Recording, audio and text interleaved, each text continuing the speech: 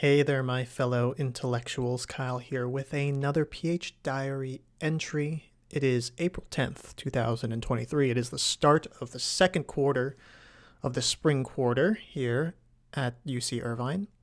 And it's also my birthday today. So, yes, it is my birthday. And I have to say, as of 7:12 at night, it's been a pretty great birthday all around. I got a free Starbucks drink. I went to Barnes and Nobles and got a free, not a free book, but I got a book for myself. And then I went to work, and then I was pretty productive at work. So, all in all, really good day.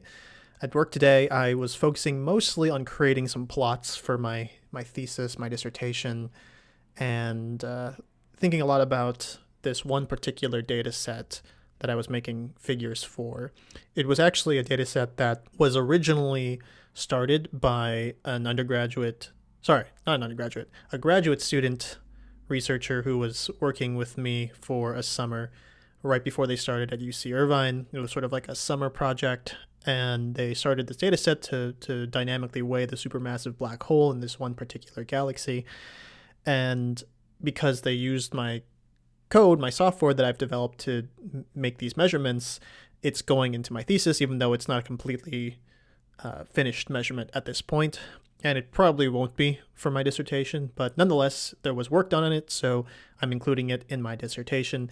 And I was finding a pretty interesting result with this particular data set in that the mass of the black hole in this galaxy is being driven down to effectively zero, or to a point that it's so undermassive that it doesn't really register in terms of the dynamical influence it has on the tracer particle that's orbiting it, which in this case is molecular gas.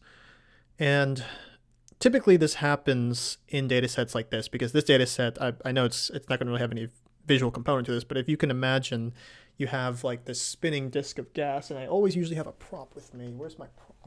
Here's my prop. Okay, perfect. So I have my prop with me. I have my fidget spinner. So if you imagine this sort of disk of spinning gas, so the fidget spinner is representing the gas in motion, and then you have to imagine there's a supermassive black hole at the center that's causing this rotation pattern. But in this galaxy, there's actually a dearth of gas at the very center of this galaxy. So there's just like no gas, or very, very little gas that is not well detected at the very center. And that's kind of really critical to dynamically weighing a supermassive black hole, because you really need to be able to resolve for the orbits of gas or stars fairly close to the supermassive black hole in order to weigh it effectively. Because farther out in the disk, the gravitational potential of the galaxy is what's dominating the kinematics, not the gravitational potential of the black hole. So in a way, you can imagine that this system, the way that we model it at least, is that you have a gravitational potential, and it is combined of a point mass at the center, which is a supermassive black hole, and then you have the extended profile of the galaxy that is essentially all of the galaxy's stars contributing to the gravitational potential of this galaxy. And the farther you go out, the stars are going to effectively outweigh the supermassive black hole, and so they're going to have the primary influence on tracer particles like gas or stars. And when you don't have tracers that are well resolved or not even present at the very center of the galaxy, then effectively you see this degeneracy, this effect where you can essentially have no supermassive black hole in the model, but you can have a lot of stellar mass. And so the stellar mass can essentially, simulate the observed effect of a supermassive black hole, or a very undermassive supermassive black hole.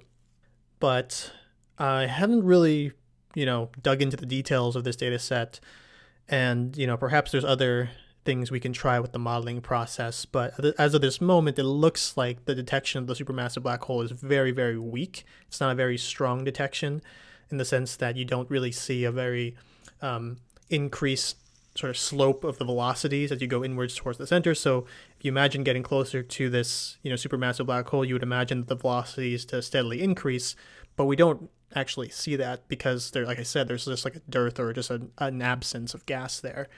So yeah, spent a good portion of today thinking about that and making some plots for that particular data set. And I have yet to put into my thesis, but I will do that very soon. And what else? What else am I doing? I am also doing some reading. I've gotten some new papers that I downloaded off the internet on very recent mass measurements on supermassive black holes, which is always very exciting because honestly, the business of weighing supermassive black holes is not the most, I wouldn't say it's not the most booming, but it's just that there isn't a lot of people who do it, actually. If you think about the grand scope of astronomy, there is sort of a recurring number of names that you see who are involved with supermassive black hole mass measurements. Anyways, I downloaded some papers on some new measurements. That's going to be exciting to read, and I'm going to incorporate them in my thesis. And what else? I will be working on my presentation. So I have to give a dissertation defense in front of a committee and a public audience, and so I have to create a presentation to give that's about, I believe, 45 minutes that will essentially explain everything I did in my dissertation, and hopefully will be well accepted by the committee, and hopefully they'll pass me, and then I'll be called doctor. So anyways, yeah, that's the plan. And I'm going to have to keep this rather brief because I do have a birthday dinner scheduled in about 10 minutes, so I do got to get going to that. But anyways, I hope you found my update insightful. It's kind of exciting, honestly. I have to say, ever since I've decided to not stay in academia, I feel very liberated in the sense that I feel like I can just be creative with my work, and I can take, I don't want to say risks, but I can just sort of be inquisitive and just sort of ask very curious questions about the data sets and think about interesting ways and how to address certain problems, like this whole undermassive black hole that is appearing in the models that I create. So yeah, that is how things are going. I hope you found it useful to hear this. I hope it's entertaining as always, and I will see you in the next PhDiary entry.